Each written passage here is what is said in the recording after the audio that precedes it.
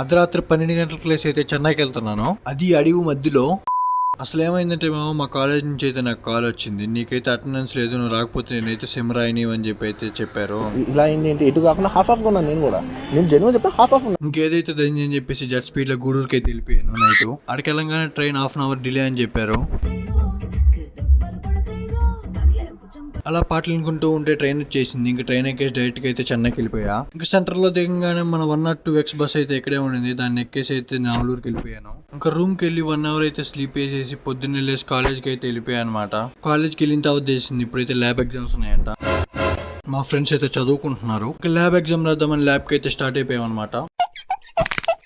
ల్యాబ్కి వెళ్తే అక్కడైతే ఆపేశారనమాట. ఏమైంది మేడం అని అడిగితే ఎగ్జామ్ ఫీజు కట్టలేదు, నువ్వు కట్టబో అని చెప్పారు. సరే మేడం అకౌంట్ డీటెయిల్స్ పెట్టండి కడదాం అంటే లేదు, క్యాషే కట్టాలని చెప్పారు. కట్టేసి ల్యాబ్ అయితే రాసేసాను అనమాట. పశువులు కుడి తాగినట్టు తాగుతున్నారు కదరా, ఇంతకాడికి వచ్చేపోయే నలుగురు దగ్గర ఒంటెలు తాగినా బెటర్ కదరా. ఇంకా మెస్కి వెళ్ళి లంచ్ ఫినిష్ చేసుకొని నేనైతే రూమ్ కి అయితే వెళ్ళిపోయాను అనమాట. ఇంతకీ నాకు అటెండెన్స్ ఉందా, ఎగ్జామ్ రాసానా, కండోనేషన్ ఫీజు ఎంత కట్టానో తెలుసుకోవాలంటే లైక్ చేసి సబ్స్క్రైబ్ చేసుకోండి. నెక్స్ట్ వీడియోలో పోస్ట్ చేస్తాను. ఉంటా, బాయ్.